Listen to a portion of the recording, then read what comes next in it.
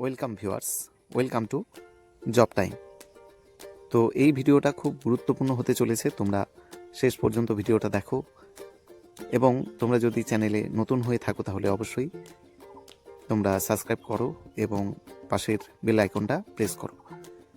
তো এই ভিডিওটা মূলত আমাদের পশ্চিমবঙ্গের গ্রাম পঞ্চায়েত রিক্রুটমেন্টের সম্বন্ধিত।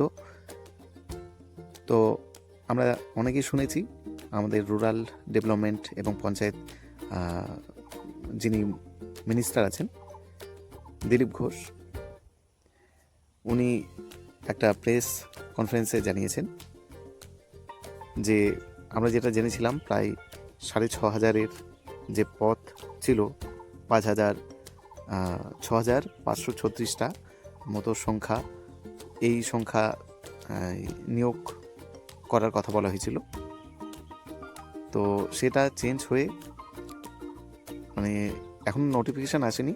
তো উনি প্রেস কনফারেন্সে জানিয়েছেন যে সেই 6,536-এর বদলে প্রায় 11,000-এর যে নিয়োগ, সেই নিয়োগটা হবে।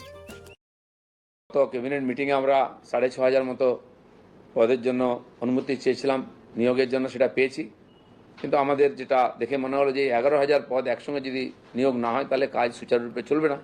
কারণ কেন্দ্র সরকার মাননীয় মোদীজির নেতৃত্বে যে সরকার চলছে, তিনি নিজে গ্রাম বিকাশের কাজ দেখছেন। বিশেষভাবে গ্রামে অধিক পয়সা দিয়ে জীবনে গতি আনার চেষ্টা হচ্ছে। একাধিক প্রকল্প সাধারণ মানুষের জীবন পরিবর্তনের জন্য পঞ্চায়েতের মাধ্যমে যাচ্ছে।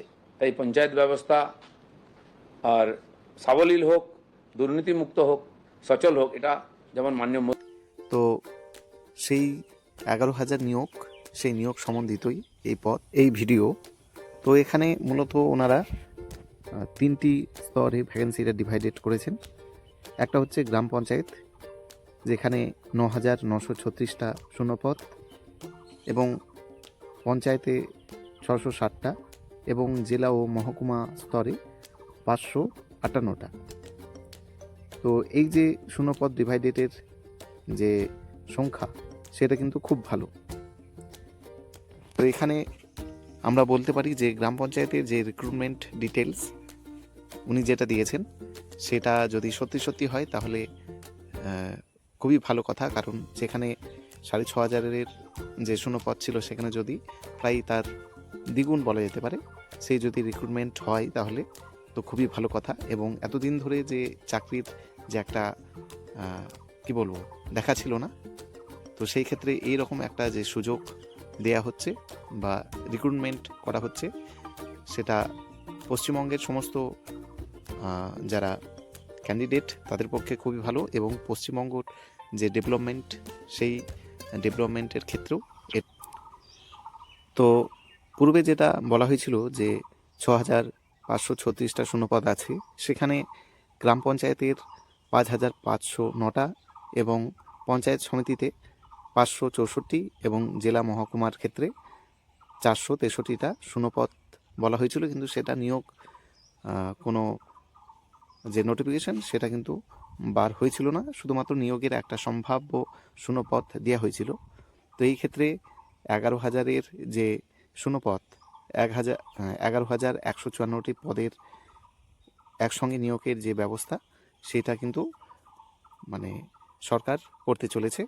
তো সেই ক্ষেত্রে আমি বলবো যে নোটিফিকেশানের কবে কি আসবে সেটা নিয়ে আমরা অবশ্যই চিন্তিত। কারণ শুধু শূন্যপদ বলে দিলেই হয় না, তার নোটিফিকেশান থেকে শুরু করে সমস্ত প্রসেস যতক্ষণ না কমপ্লিট হচ্ছে, সেটা কিন্তু মানে নায়ের মধ্যেই আমরা ধরছি। কারণ দীর্ঘ বছর এরকম হয়ে এসেছে, কোনো পরীক্ষায় এক বছর 2 বছর ধরে আটকে পড়ে আছে, 5 বছর ধরে আটকে পড়ে আছে, নিয়োগ হচ্ছে না SL/STর ক্ষেত্রে যেটা।